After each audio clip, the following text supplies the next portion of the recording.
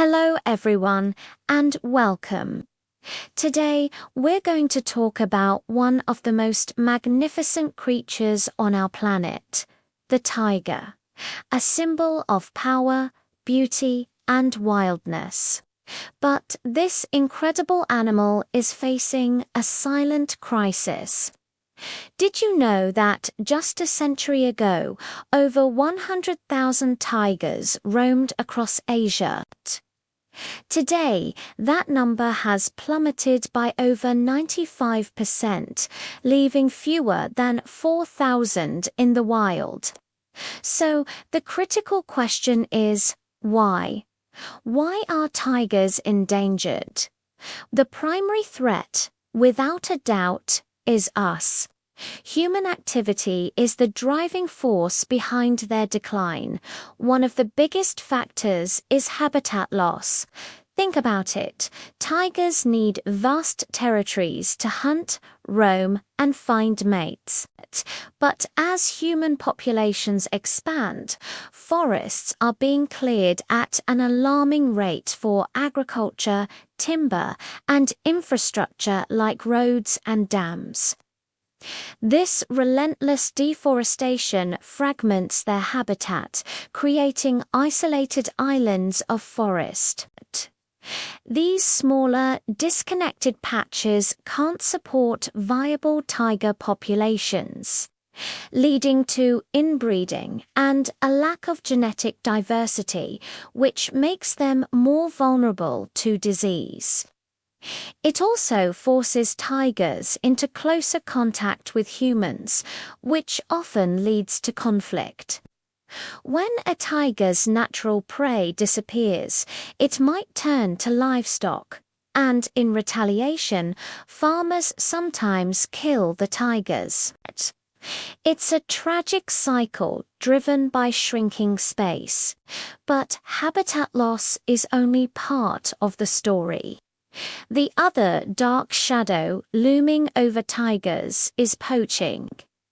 Every part of a tiger, from its whiskers to its tail, is traded on the black market. Their skins are sold as luxury decor. Their bones are used in traditional medicines and wines, and other parts are sought after as status symbols. This illegal wildlife trade is a multi-billion-dollar industry run by sophisticated international criminal networks. Poachers use snares, traps, and firearms, causing immense suffering to these animals. Despite international bans and conservation efforts, the demand continues to fuel this brutal trade. For every tiger skin or skeleton that's seized by authorities, we know several others have slipped through the net. This relentless pressure means that even in protected areas, tigers are not entirely safe. Let's also consider the loss of their prey. Tigers are apex predators, and they depend on a healthy population of animals like deer, wild pigs, and sambat.